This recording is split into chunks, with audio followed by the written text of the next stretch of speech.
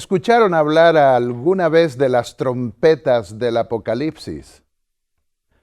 Ocupan las trompetas un lugar muy importante en ese último libro de la Biblia. Y sin embargo, muchos ni conocen el contenido de esas trompetas, qué significan, qué propósito tienen. Hubo una época en la historia del cristianismo en donde hubo un consenso muy grande en la interpretación de las trompetas del Apocalipsis y tuvo que ver con el periodo de la Reforma Protestante. Pero en tiempos modernos eso fue cambiando y conoceremos también las razones. Vamos a estudiar en detalle estas trompetas. Ocupan varios capítulos del Apocalipsis, los capítulos 8, 9, 10 y la última parte del capítulo 11. De manera que es un tema sumamente relevante y que hoy adquiere también importancia. El tema que vamos a considerar a continuación es qué lugar ocupan las trompetas en el Apocalipsis. Es necesario estudiar en detalle estos temas, así que voy a requerir de ustedes una concentración mayor que para otros temas, si es que realmente desean comprender cuál es el propósito de las trompetas, qué lugar ocupan en el Apocalipsis y para qué Dios nos dio ese mensaje de las trompetas. Comencemos analizando la estructura literaria o por así decir, toda la primera parte del Apocalipsis en conexión con el templo del nuevo pacto, el del cielo. En la primera visión, nosotros encontramos a Jesús en medio de los candelabros, en el lugar santo del templo, porque los candelabros están ligados al lugar santo, al primer cuarto del apartamento del templo del cielo. Luego pasamos a la segunda visión, es la visión también de los 7 sellos y que se da en el lugar santísimo, en el cuarto del trono de Dios. Y entonces pasamos a las 7 trompetas en el Apocalipsis. En la primera visión, Juan ve al concluir el primer siglo a Jesús en el lugar santo, en el templo del cielo, en el lugar santo de ese templo, en medio de los candelabros, velando para que la fe de la iglesia, la luz que irradia la iglesia, no se desvanezca, no se pierda. En esos mensajes a las iglesias de Asia, nosotros vemos que el propósito de esos mensajes es prepararlas para el juicio que va a comenzar a revelarse en el siguiente capítulo. Y amonesta a cada uno a vencer, porque la posibilidad de vencer y obtener la vida eterna está al alcance de todos aquellos que realmente quieran de corazón la vida eterna. La segunda visión que aparece en Apocalipsis 4 y 5 muestra al Cordero ante la corte del cielo, ante el tribunal de Dios. El Cordero viene a la corte para abrir el libro de la herencia que contiene 7 sellos. La puerta está abierta, la puerta del lugar santo al Santísimo, y por eso se ve un candelabro delante del trono. Hay 2 eventos clave en el plan de salvación. Tenemos que considerarlos, tenerlos en mente, para poder entender la dimensión apocalíptica que estamos considerando. Desde la inauguración del templo, Jesús se sentó en un reino sacerdotal según el orden de Melquisedec y tenía que ver con un trono de gracia. Hebreos 4:16, acercaos pues confiadamente al trono de la gracia, dice el apóstol.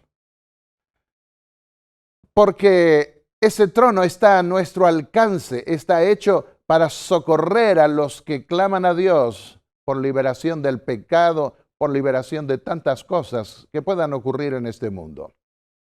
Pero desde el fin del juicio nosotros encontramos que habría un segundo reino y es un reino real, no ligado ya a un reino sacerdotal. Y estaba representado por David, no por Melquisedec ni por Aarón.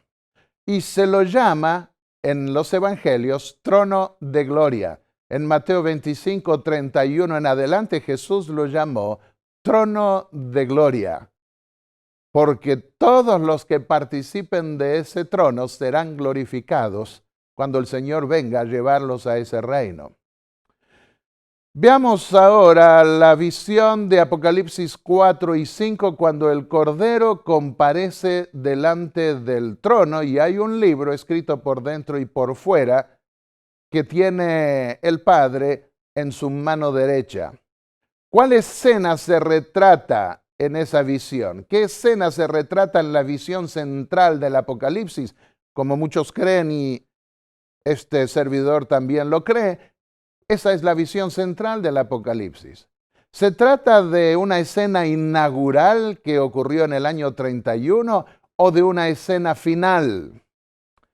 Si la visión central proyecta un concilio inaugural, los sellos y las trompetas son un desarrollo de los eventos futuros desde los días del apóstol Juan. Así lo han considerado muchos. Sin embargo, si la visión central revela el juicio final, los sellos y las trompetas son una revisión final de lo que ocurrió desde los días del apóstol hasta el fin del mundo. En otras palabras, el apóstol Juan habría sido llevado en visión al fin del mundo y desde esa perspectiva habría visto los sucesos de la historia que para él en el primer siglo estaban todavía en el futuro. Juan recibió las visiones del Apocalipsis al final del primer siglo. La entronización de Jesús en un reino sacerdotal, como un segundo Melquisedec, tuvo lugar en la primera mitad del primer siglo. Se esperaba que la entronización de Jesús en un reino real sobre la Nueva Jerusalén, como un segundo David, se efectuase en el fin del mundo, en el juicio final. Esto es claro en los evangelios. Muchos no han prestado atención a estos detalles porque vienen con un molde, tal vez, que tomaron de algunos teólogos unilateral, volcado al pasado. El reino sacerdotal de Cristo se estableció en la inauguración y tendría que ver con un reino establecido según el orden de Melquisedec. Comenta Elena de Huay citando Zacarías el capítulo 6. Se sentará y reinará sobre su trono, y será sacerdote sobre su trono, no aún sobre el trono de su gloria. El reino de gloria no le ha sido entregado aún. Hasta que su obra mediadora no termine, Dios no le dará el trono de su padre David, un reino del cual no habrá fin. Cita allí a Lucas el capítulo 1, versículos 32 y 33. Si nosotros consideramos las fiestas cristianas que vienen del catolicismo romano, vemos que todas están volcadas hacia el pasado. Ninguna proyecta algo sobre el futuro. Y eso contribuyó a que muchos pensasen que todo se cumplió hace 2000 años atrás sin percibir que habría un proceso, un desarrollo del ministerio de Cristo en el templo del cielo que culminaría con su coronación final. Veamos ahora esa visión central. El Apocalipsis es un libro proyectado al futuro, de esto nadie puede tener duda.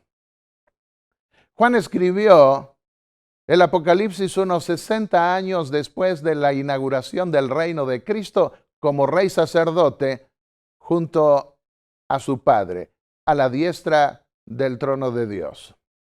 Apocalipsis 1, versículos 1 y 3 comienza diciendo: la revelación de Jesucristo que Dios le dio para mostrar a sus siervos las cosas que deben suceder pronto, enfocado al futuro, porque el tiempo está cerca.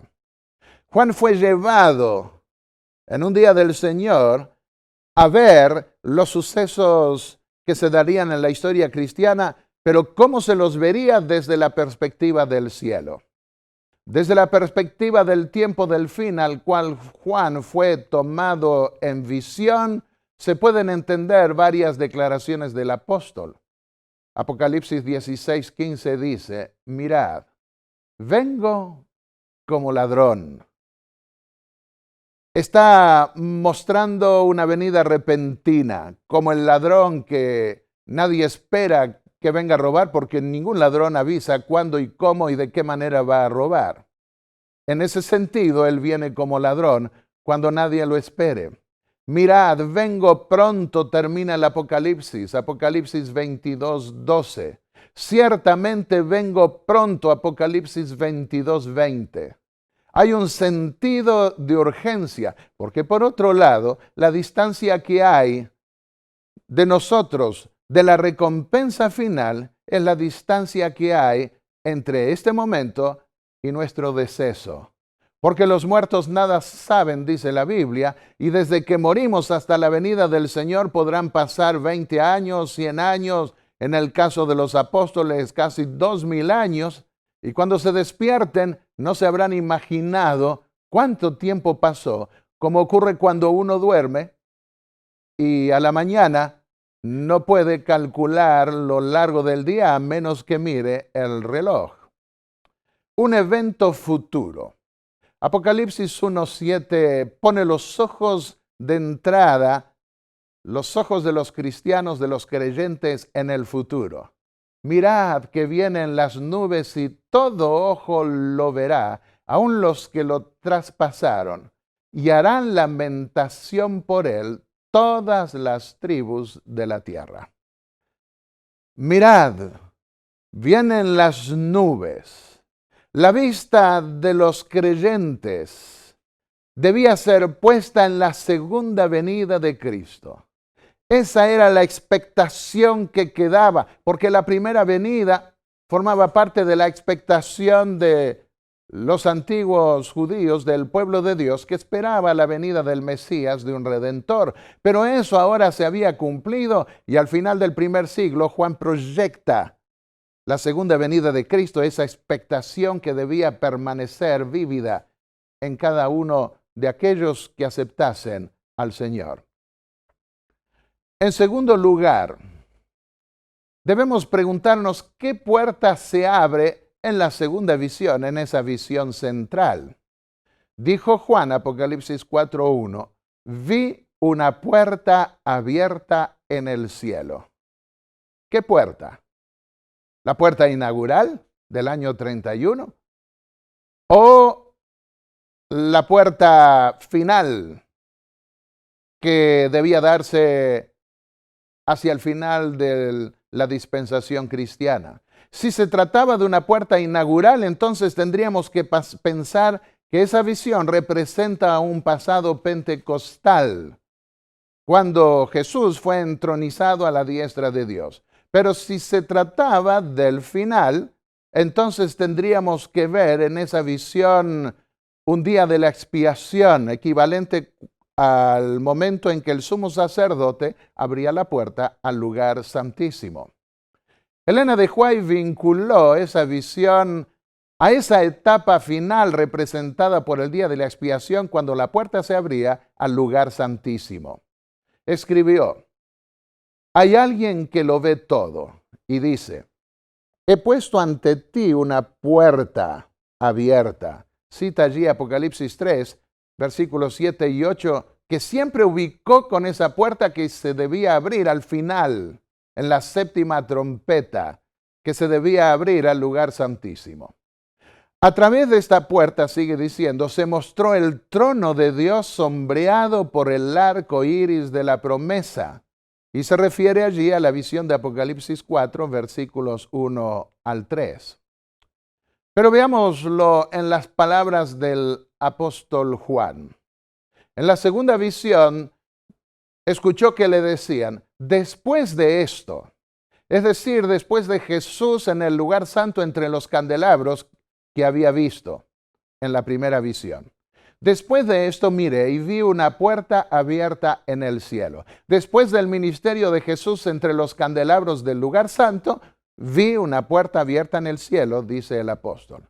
Y se le dice, te mostraré lo que debe suceder después de esto.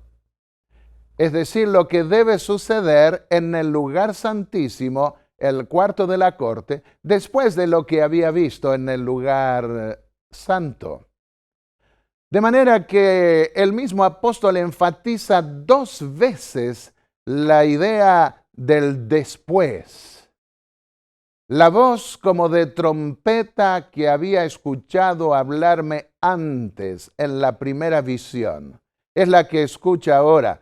Después de esto está enfatizado 2 veces. De manera que, ¿cuál es la puerta que está abierta? La puerta al lugar santísimo al final del tiempo. Otra expresión clave. Se le dice en esa segunda visión, en la introducción, cuando se ve esa puerta abierta ya, sube acá. ¿Qué significa ese sube acá en la segunda visión?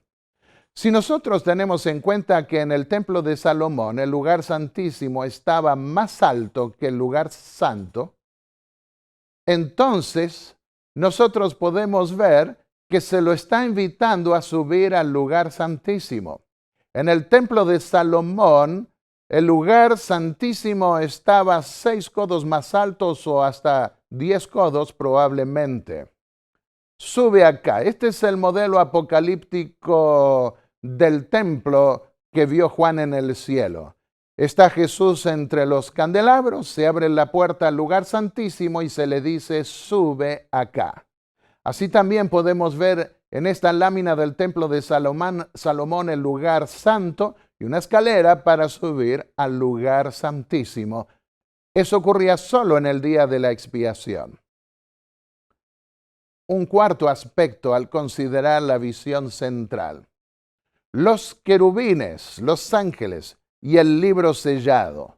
Muchos representan esos querubines con figuras de animales porque nadie sabe realmente cómo los tallaron en el antiguo Israel porque eso desapareció con la destrucción del templo de Jerusalén. Pero eran símbolos de ángeles. Y el libro sellado, ¿cómo entenderlos? ¿Dónde ubicar los 4 querubines y el libro de la ley o pacto o testimonio? Hay, por un lado, 4 querubines en el lugar santísimo y el apóstol Juan vio 4 querubines también, 4 criaturas que representaban a esos ángeles más allegados al trono de Dios. Y al arca, al lado del arca estaba el libro del pacto. Era el único libro que estaba allí en el antiguo templo que era copia del verdadero, del que está en el cielo. Dice Apocalipsis 5:1, vi en la mano derecha del que estaba sentado sobre el trono un libro escrito por dentro y por fuera, sellado con 7 sellos. ¿Dónde ubicamos ese libro? Estaba ubicado al lado del arca del pacto en el antiguo Israel para el juicio. Miren lo que Dios dijo a Moisés, la orden que le dio, Deuteronomio 31:26. Toma este libro de la ley y ponlo al lado del arca del pacto para que testifique contra ti, contra los malhechores, contra los desobedientes, contra los rebeldes en el día del juicio. Debía quedar allí, en el lugar santísimo. Veamos ahora un quinto punto. Estamos repasando algo que hemos visto en otros temas, pero ahora para ubicar las trompetas del Apocalipsis dentro del cuadro apocalíptico. Juan llora. ¿Por qué llora Juan? Porque no hay nadie ni en el cielo ni en la tierra que pudiese abrir ese rollo o ese libro. Yo lloraba, dice el versículo 4, y lloraba mucho porque no había nadie digno de abrir el rollo o mirar en él. No lloraba mucho Juan como un niño que llora y llora porque quiere que le den algo. Había una razón fundamental y él la sabía. Ese era el libro de la herencia. Abrir el libro significaba heredar, dejarlo cerrado significaba perder la herencia. Si la visión tenía que ver con la inauguración del reino sacerdotal del Cordero, el llanto de Juan no tendría razón de ser, porque él sabía que Jesús había sido entronizado, que Jesús había vencido y se había sentado a la diestra de Dios más de 60 años antes. Él está mirando al futuro, a lo que debía ocurrir después de lo que había ocurrido 60 años antes y de lo que había visto de Jesús ministrando en esas iglesias del Asia que fueron fundadas algunas décadas después de la entronización inaugural de Cristo en el templo. Juan está ante una nueva situación. Fue tomado en visión para ver el resultado final del gran conflicto. Ha llegado el tiempo para recibir la herencia y el prometido rey no aparece para garantizarla. ¿Por qué? Cristo en ese momento crucial no aparece. Y se declara enfáticamente que no hay nadie ni en el cielo ni en la tierra que pueda abrirlo ni leer. ¿Por qué? Bueno, un sexto punto al considerar la visión central y ubicarnos en la época tiene que ver con la coronación del nuevo David. Hay un nuevo Adán, Cristo Jesús, que recuperó la herencia que perdió Adán, nuestro primer padre. Hay ahora un nuevo Israel y hay también un nuevo David. Él va a ser coronado rey de la nueva Jerusalén. Se daba al rey una copia en el día de su coronación, una copia del libro de la ley, dice Deuteronomio 17:18. Cuando suba al trono de su reino, escribirá para sí en un rollo una copia de esta ley tomada de la que tienen los sacerdotes. Cuando queremos entender más de cerca la visión de ese libro sellado que está en la mano derecha del que está sentado en el trono en Apocalipsis 5, nos quedamos sorprendidos por una declaración magnífica de Elena de White. Ella escribió que cuando los judíos gritaron, cuando Pilato les dijo a los judíos, voy a crucificar a vuestro rey, Pilato preguntó, ¿y qué respondieron los sacerdotes? Ellos dijeron, los sacerdotes y gobernantes, no tenemos rey sino César. Esa era una terrible capitulación.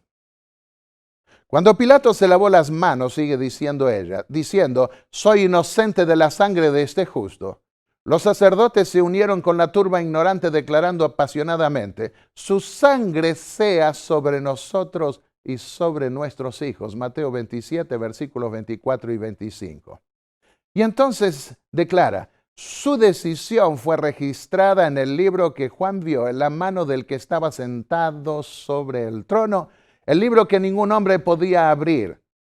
En toda su vindicación, esta decisión aparecerá el día en que este libro sea desellado por el león de la tribu de Judá. Acá nosotros podemos ver en esta declaración de Elena de White que ubica esta renuncia al pacto de ser el pueblo de Dios y que en el gran original del libro que está en el cielo, de lo cual el terrenal era una copia, en ese gran original se registra esa renuncia a pertenecer al pueblo de Dios, una renuncia al pacto. Y agregó lo siguiente, el tiempo llegará cuando todos lo alabarán diciendo, tú eres digno de tomar el libro y abrir sus sellos, porque tú fuiste muerto y nos has redimido para Dios por tu sangre de toda nación, tribu, lengua y pueblo, y nos has hecho reyes y sacerdotes para nuestro Dios. Ella ubicó la toma y apertura del libro hacia el futuro. Hay dos citas del espíritu de profecía que proyectan la toma y apertura de ese libro en el futuro, ninguna al pasado inaugural. Ella tuvo una visión clara de Apocalipsis 5 hacia el final de su vida. Comenzó ella a escribir, especialmente al comenzar el siglo XX, Dios la llevó a escribir más sobre esa visión de Apocalipsis 4 y 5 y hasta aclaró que en los eventos finales de la historia de la humanidad esa visión tendría un significado especial. Y sí, tiene que ver con la coronación del nuevo David. Digno es el Cordero que fue inmolado de recibir poder, riqueza, sabiduría, fuerza, honor, gloria y bendición, escribió ella. Oh, comencemos a cantar aquí los cantos del cielo y entonces podremos unirnos a la compañía celestial de arriba. Esos cánticos de alabanza a Cristo y de la dignidad del Hijo de Dios cuando en la tierra se lo mal representa y se descarta su obra de creación, se la pone a un lado y se prefieren levantar teorías que ignoren al Creador. En la corte del cielo se alaba al Creador y al Redentor y debemos aprender a entonar cantos semejantes, participar de ese mismo espíritu acá, si es que alguna vez pretendemos o aspiramos a cantarlo junto con los ángeles de Dios. Un séptimo punto, el papel de los ancianos en esa visión central. En primer lugar, hay un libro proyectado al futuro. La puerta que se abre es la puerta del lugar santísimo al final de la ministración de Cristo en el santuario celestial. Se le llama sube acá porque el lugar santísimo estaba más alto que el lugar santo del templo terrenal. Vio Isaías un trono alto y sublime en el lugar santísimo. Los querubines y el libro sellado también estaban en el lugar santísimo en la representación terrenal. ¿Por qué llora Juan? Porque es el momento de determinar la herencia de los justos y el Hijo de Dios que había sido entronizado antes, ahora no lo ve en ese momento crucial, interponerse de tal forma entre Dios y su pueblo en favor de su pueblo. Y tiene que ver esa escena con la coronación del nuevo David. Pero preguntémonos, ¿cuál era el papel de los ancianos? Porque en esa corte aparecen 24 ancianos con coronas y vestidos blancos. Coronas, símbolo de jerarquía.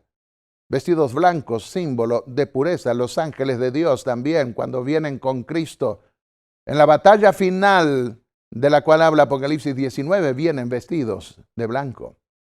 Los ancianos en el antiguo Israel ungían al rey y determinaban quiénes eran dignos de morar en la ciudad.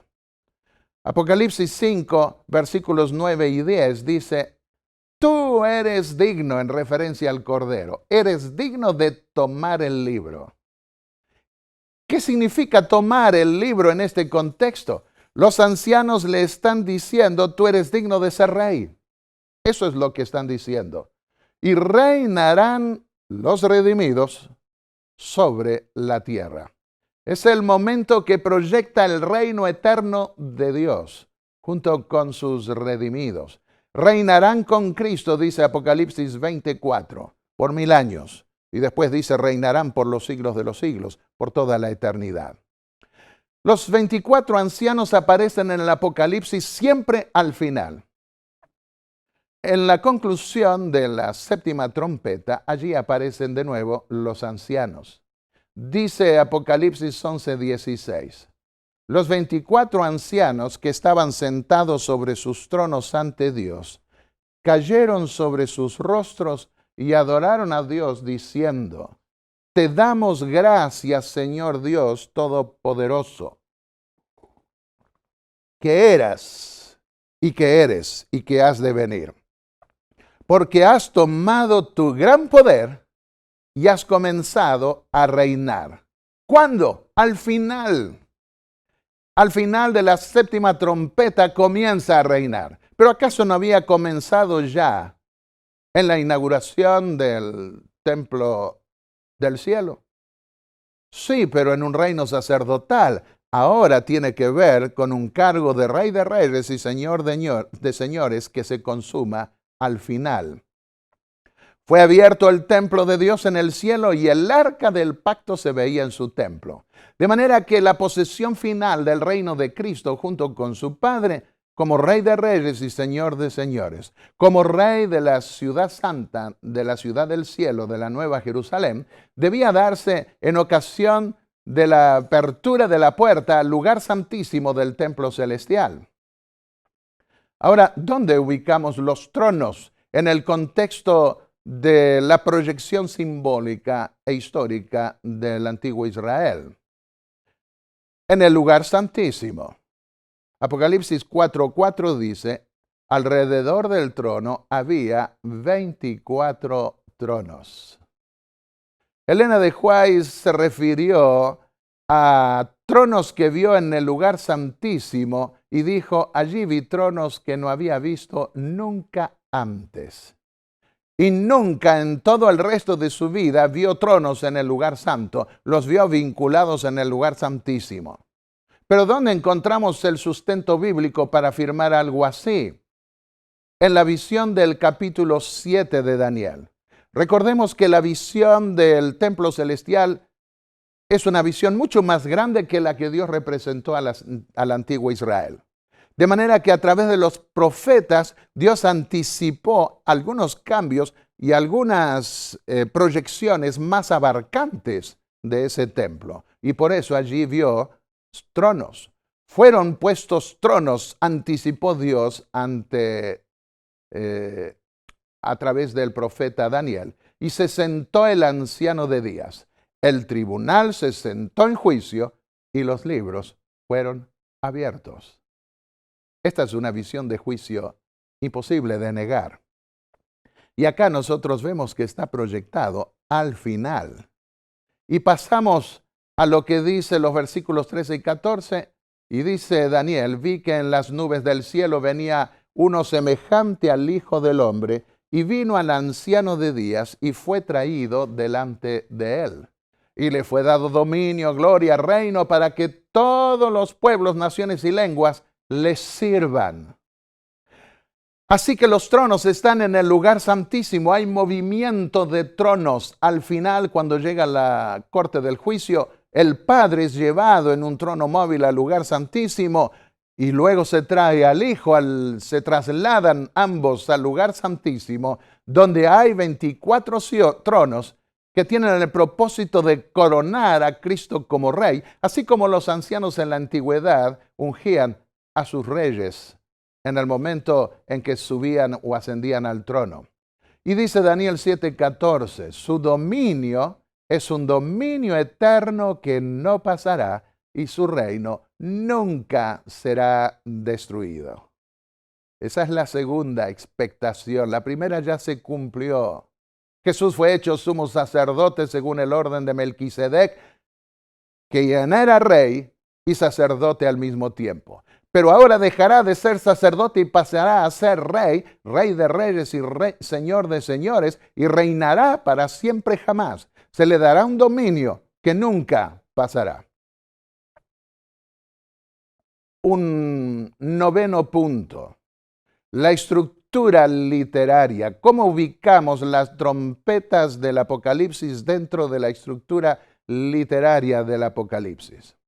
Al fin de cada visión séptuple aparecen relámpagos, voces, truenos, un terremoto y grande granizo. Expresado en órdenes diferentes, pero eso es lo que sucede al final de cada séptuple visión. Y todas esas cosas provienen del trono en el lugar santísimo. Cuando vamos al Antiguo Testamento encontramos que estas manifestaciones de la gloria de Dios, del poder de Dios, se dan en contextos de juicio a las naciones o a imperios. En el caso de Amós, el capítulo 1 y el versículo 2 dice, el Señor ruge desde Sión y truena desde Jerusalén. Tronos, voces, dice el Apocalipsis. En Jerusalén estaba el trono de Dios. ¿En qué lugar de Jerusalén? En el templo, en el lugar santísimo. En el libro de Joel, capítulo 3, 16, dice, el Señor rugirá desde Sión y tronará desde Jerusalén. La tierra y el cielo temblarán.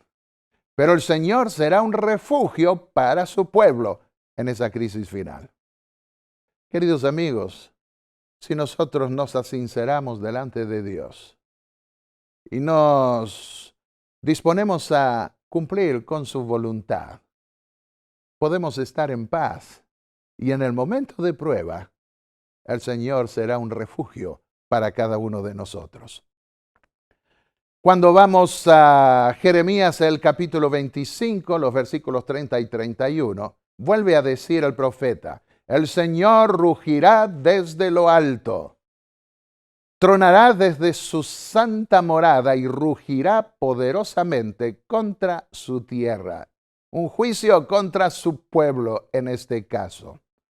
Desde su santa morada, dice allí, desde lo alto. El lugar santísimo era el lugar más alto del monte Moria. Y entonces dice, Él traerá juicio a toda la humanidad y pondrá a los malos bajo la espada. Vamos a la epístola a los Hebreos, el capítulo 12 y el versículo 26. En aquel tiempo, dice el apóstol Pablo, su voz sacudió la tierra. Se refiere a la montaña del Sinaí. Pero ahora, agregó, ha prometido, una vez más, y sacudiré no solo la tierra, sino también el cielo. Ante la voz poderosa del Eterno, temblará hasta el mismo cielo. Y esos temblores o esos relámpagos, voces y truenos provienen del trono del juicio en el lugar santísimo. Nosotros podemos verlo esto representado hasta con una visión del trono y la apertura al lugar santo, como ocurría en el día de la expiación, representado en el Apocalipsis. Comencemos de atrás para adelante, de la séptima plaga, no de la séptima iglesia con la cual comienza el Apocalipsis en la primera visión. En la séptima plaga, Juan escucha una gran voz que ¿de dónde viene? Del trono. Estamos en el mismo fin del mundo. Estamos en el lugar santísimo. ¿Y qué dice? Hecho está. Entonces vinieron relámpagos, voces, truenos y un gran terremoto. Y se terminan las plagas. Y en este caso, se termina el mundo. Viene el Señor desde lo alto, hace juicio, destruye el mundo y se lleva a sus redimidos a la ciudad celestial. Vayamos a la séptima trompeta. El arca está en el lugar santísimo y dice, salían de allí relámpagos, voces, truenos, un terremoto y grande granizo. La última plaga estará constituida por la caída de granizo. Así que vemos que en la conclusión de cada séptuple visión, nosotros vemos esos relámpagos que nos ayudan a ubicarnos en el contexto apocalíptico. Vamos al séptimo sello. Algunos creen que es el silencio que hay en el cielo. No, lo que Juan escucha cuando se abren los sellos no necesariamente indica el todo, el sello, sino lo que ve. Y dice, ante el trono, sobre la tierra, había truenos, voces, relámpagos y un terremoto. Y el altar del incienso estaba delante del trono de Dios. La puerta, sin duda, abierta al lugar santísimo. La séptima iglesia. La séptima iglesia es la iglesia que vive en la época del juicio, en la época de la puerta abierta, y por eso la Odisea se llama juicio del pueblo. Ese es su significado. Del trono salían relámpagos, voces y truenos, dice allí. Pasemos entonces ahora a la gran revisión final, el último aspecto para considerar la visión central del Apocalipsis y de qué manera nos introduce en el mensaje o en los juicios de las trompetas. Hay una gran revisión final de los eventos de la historia. Aquí nosotros vemos en este cuadro, en este gráfico que preparé, que en la primera visión aparecen candelabros y concluye con la visión del trono, con relámpagos, truenos, voces y un terremoto. O en este caso se refiere solo a los truenos y relámpagos en el cielo y no se menciona terremotos, pero eso se verá después en la conclusión de las otras visiones. Porque al fin del mundo iba a temblar no solamente la tierra, sino también el cielo. Y comienza en el cielo con la voz del Eterno, que luego se transmite a la tierra. Luego ve el altar del lugar santo en el quinto sello, y en el séptimo sello ve el altar frente al trono y concluye diciendo, y hubo relámpagos, voces, truenos, un terremoto, etc. Y pasemos a las 7 trompetas. En la conclusión de las 7 trompetas aparece también el altar en la 6ª trompeta, y en la 7ª se abre la puerta al lugar santísimo, y de allí, de ese lugar del arca, salen voces, truenos y relámpagos y un gran terremoto. Escribió Elena de White: había llegado una crisis en el gobierno de Dios. La tierra estaba llena de transgresión. Las voces de los que habían sido sacrificados a la envidia y odio humanos estaban clamando bajo el altar por retribución. Todo el cielo estaba preparado para ponerse en marcha a favor de los elegidos. Dios no tenía sino que hablar y habrían habido truenos, relámpagos, terremotos y destrucción. Vemos que Elena de White, al unísono con el Apocalipsis, proyecta los truenos, los relámpagos hacia el final. Y ella se expresó de esa época final y habló cuando la gran revisión tenga lugar. Un juicio es para revisar el pasado, no para proyectar cosas futuras. Se puede proyectar, sí, pero en base a una revisión. Hay una revisión judiciaria de la estampa dejada por los que invocaron el pacto a lo largo de los siglos. Eso se ve en los sellos que rompe el Cordero al final. Se evocan los sellos al final ante el trono de Dios en la corte celestial. Dice Apocalipsis 6, versículos 9 al 11. Y se les dio a cada uno de los mártires que habían muerto una ropa blanca, y se les dijo que descansen un poco más, hasta que se completase el número de sus hermanos y siervos que también serían muertos como ellos lo habían sido. Así que debían descansar en la tumba, en el sueño de la muerte. Jesús habló de la muerte como un sueño, hasta que se completase esa generación. Pero mientras tanto, les dan ropas blancas, dice, clamaban a gran voz: ¿hasta cuándo no juzgas y vengas nuestra sangre de los habitantes de la tierra? Está refiriéndose a los mártires de la Edad Media que murieron injustamente y que esperan la venida del juicio. Y las ropas blancas son dadas en el juicio. Por eso cuando se les dice que descansen un poco más, pero ya les dan las ropas del juicio, muestra que el juicio comienza con los justos, con los que murieron, y les asignan las ropas, y luego se dedican a la investigación del juicio de los que estén vivos en la última generación. Caminarán, dijo Jesús, conmigo en ropas blancas porque son dignos. En Apocalipsis 3, versículos 4 al 5 dice: el que venza será vestido de ropas blancas, y no borraré su nombre del libro de la vida. Confesaré su nombre ante mi Padre y ante sus ángeles. Hay unas ropas que se darán a los redimidos al final del juicio. Hoy tenemos ropas que debemos lavar en la sangre del Cordero y que las recibimos, esa justicia de Cristo representada por las ropas, las recibimos cuando aceptamos a Cristo y somos bautizados. Pero las ensuciamos mientras nos preparamos para el cielo y tenemos la opción de lavarlas otra vez en la sangre del Cordero. Pero se nos darán las ropas definitivas como a los muertos en Cristo.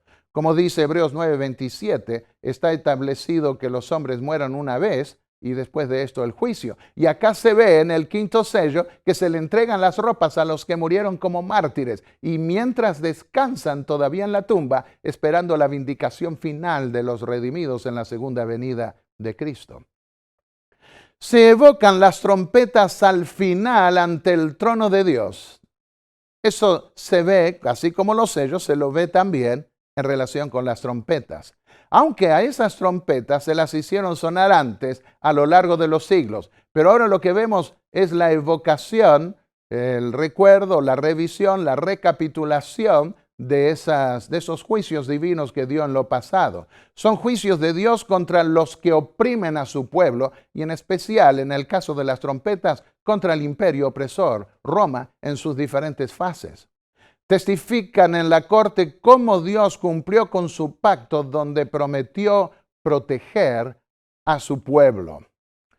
Los 7 sellos se evocan durante la séptima iglesia en el juicio.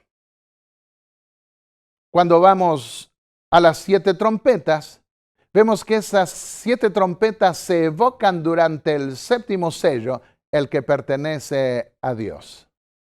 Y la séptima trompeta proyecta las 7 plagas de la ira de Dios. Porque en la séptima trompeta se da la ira de Dios con la confrontación con la ira de las naciones y la manifestación de la ira final de Dios se consuma en las 7 postreras plagas. Veamos los mensajes a las iglesias. Lo que Jesús requiere para vencer está allí escrito en forma sencilla y resumida. Pero cuando vamos a los sellos vemos que se trata de una revisión del pacto, de aquellos que pactaron e invocaron el nombre del Señor. Y vemos que esa invocación y el testimonio que se dio se degradó a lo largo de los siglos. ¿Cómo sellaron el pacto los que reclamaron los derechos de la herencia? Y vamos a las trompetas que se evocan en el séptimo sello y vemos cómo Dios cumplió su pacto, la parte que le compite a Dios. Los juicios que derramó contra el imperio opresor por lo que hicieron con su pueblo. El séptimo sello dice lo siguiente. Cuando el Cordero abrió el séptimo sello, hubo silencio en el cielo por media hora. Entonces vi que los 7 ángeles estaban de pie ante Dios y les dieron 7 trompetas. Y otro ángel vino y le fue dado mucho incienso para ofrecerlo con las oraciones de todos los santos ante el altar de oro que está ante el trono. Aquí se evoca la intercesión de Dios por los que padecieron a lo largo de los siglos y confesaron su fe en Cristo, invocaron el nombre de Cristo. El clamor hasta cuando Señor permaneció a lo largo de los siglos y debía llegar el día en que Dios diese una respuesta final. Y ese clamor llega hasta esa corte de juicio. Y se muestra en esa corte de juicio cómo Dios respondió con juicios a ese clamor, castigando al imperio opresor, impidiendo que llegase a tener un dominio absoluto y acabase en forma completa con la fe verdadera, con la fe del remanente, con la fe de los hijos de Dios que quisieron apoyarse en su palabra.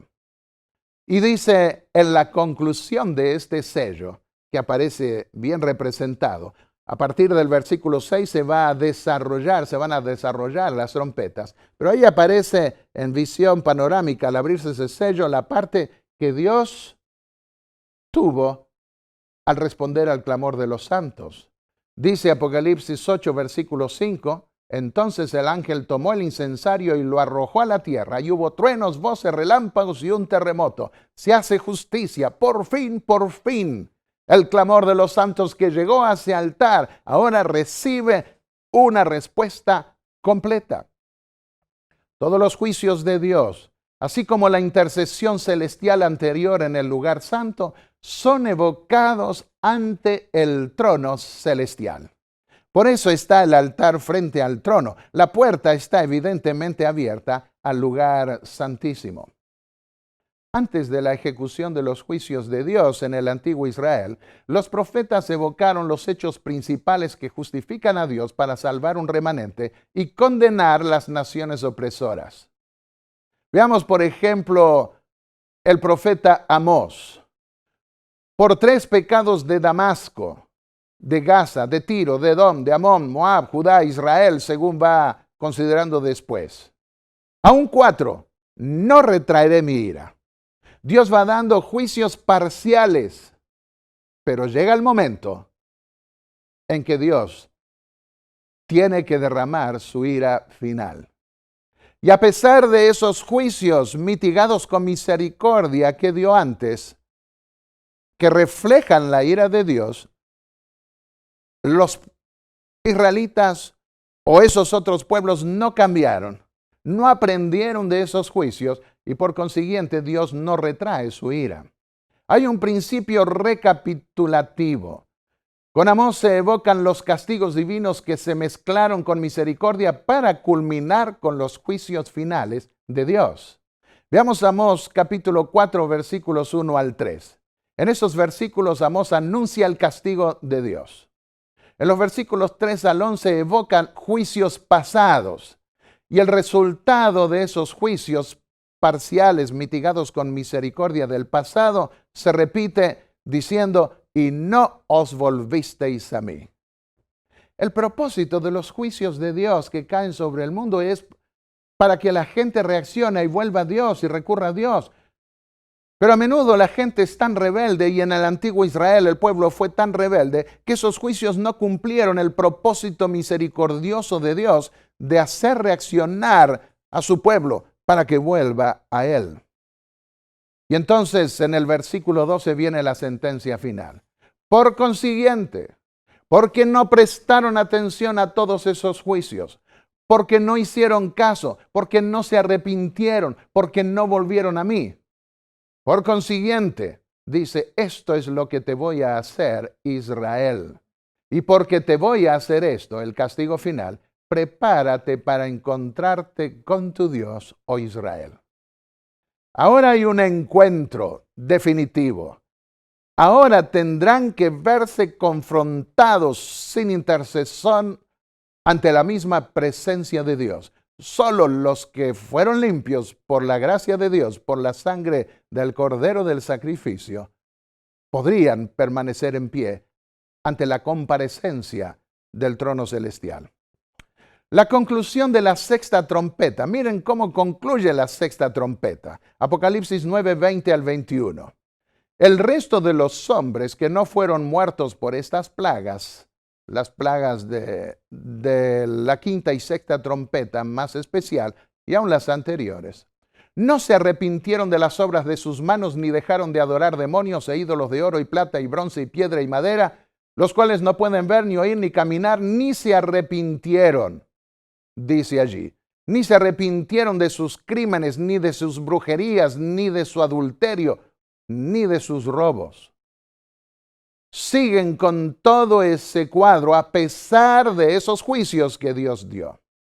Se evocan las 6 primeras trompetas para probar que Dios es justo al castigar definitivamente al mundo en la séptima y última trompeta, en las 7 plagas. De allí que es importante que conozcamos bien las trompetas, los juicios de Dios, cómo se los dio en el pasado, porque el mundo está uniéndose para hacer lo mismo que quiso hacer el diablo a través del Imperio Romano en la antigüedad. Se evoca la historia de una dinastía también a su final en el juicio, la dinastía del rey Nabucodonosor. Daniel evocó el pasado, comenta la pluma inspirada, trayendo ante Belsasar la luz que había recibido de la historia y juicio de Nabucodonosor. Daniel repitió fielmente la historia del renombre y degradación de Nabucodonosor y destacó la misericordia de Dios al darle otra oportunidad. Y concluyó Daniel ante Belsasar cuando apareció esa mano macabra diciendo: Mene, mene, tekel, uparsim, pesado ha sido en balanza y hallado falto. En esa evocación o recapitulación o revisión de la historia de esa dinastía de Nabucodonosor, en aquel microcosmos del mundo antiguo que representa lo que iba a ocurrir en la Gran Babilonia de los últimos días, se evoca allí la historia de una dinastía y entonces termina diciendo Daniel a ese rey: oh Belsasar, tú sabías esto, pero te levantaste contra el Señor del cielo y el Dios en cuya mano está tu aliento y todos tus caminos no has glorificado. Y el resultado fue que esa noche su reino fue entregado a los reyes de Media y de Persia. Al concluir las 70 semanas, Esteban también evoca la historia de Israel delante de los que iban a apedrearlo, y allí esas 70 semanas habían sido cortadas de los 2300 años y al mismo tiempo determinadas para el pueblo judío. Y ahora allí, antes que lo apedrearan, Esteban evoca la historia del pueblo de Israel. Vayamos al juicio postmilenial. Dice en el libro Conflicto de los Siglos, Elena de White, como en visión panorámica, al final en ese juicio, aparecen las escenas de la tentación y caída de Adán y las fases sucesivas del gran plan de redención. Todo está representado a lo vivo, como en visión panorámica. Todos los impíos del mundo están de pie ante el tribunal de Dios, acusados de alta traición contra el gobierno del cielo. Ellos ven exactamente dónde sus pies se apartaron de la senda de la pureza. Todo aparece como si estuviera escrito en letras de fuego. Vemos que hay una recapitulación, una revisión de los hechos sobresalientes de la historia, de los que pactan con Dios en los sellos, de los juicios de Dios en el caso de las trompetas, y al final de la acción de la humanidad, antes que reciban su castigo final, cada uno podrá reconocer la justicia de Dios. ¿Por qué es necesario que al final haya una gran revisión de lo que Dios y los hombres hicieron en esta creación? Porque Dios es el creador y el universo debe entender que Dios no tuvo nada que ver con la introducción del pecado. Y por eso el Apocalipsis culmina con los hosanas, alabanzas, alegrías, las aclamaciones a Dios por asumir el reino y por su justicia. La estabilidad y la felicidad del universo entero dependen de la capacidad de Dios para demostrar que es justo. Por eso hay varias expresiones que encontramos en la Biblia que nos muestran que eso hará el Señor al final para bien de todo el universo y para seguridad eterna de todas las criaturas que Él creó. Porque debe destruirse el mal para siempre.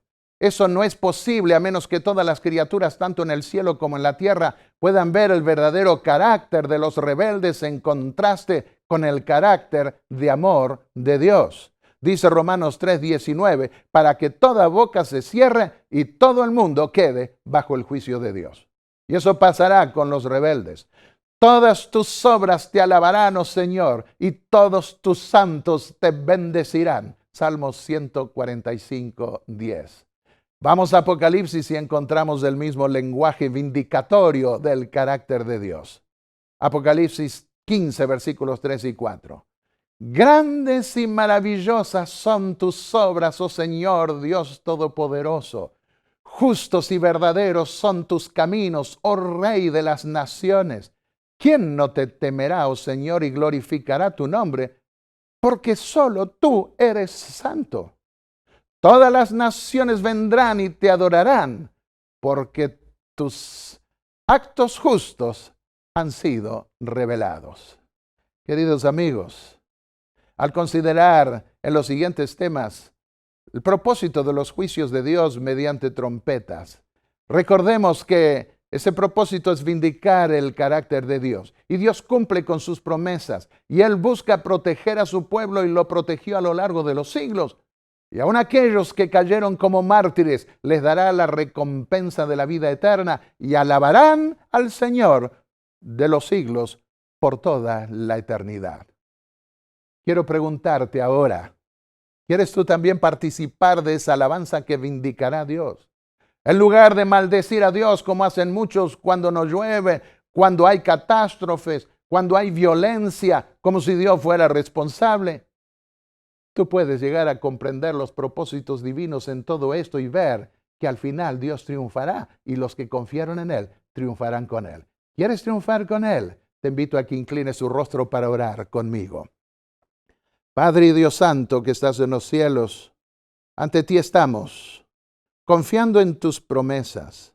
Hay violencia en el mundo, hay engaño por doquiera, hay enfermedades, plagas, miseria. Nosotros, Señor, queremos confiar en ti y sabemos que en esa crisis final donde el diablo expondrá todo su poderío para revelar su carácter y así, para que todo el universo pueda convencerse de su malignidad, nosotros, Señor, queremos participar de la vindicación divina que se da en esa corte del juicio del cielo. Danos la victoria en el nombre de Jesús. Amén.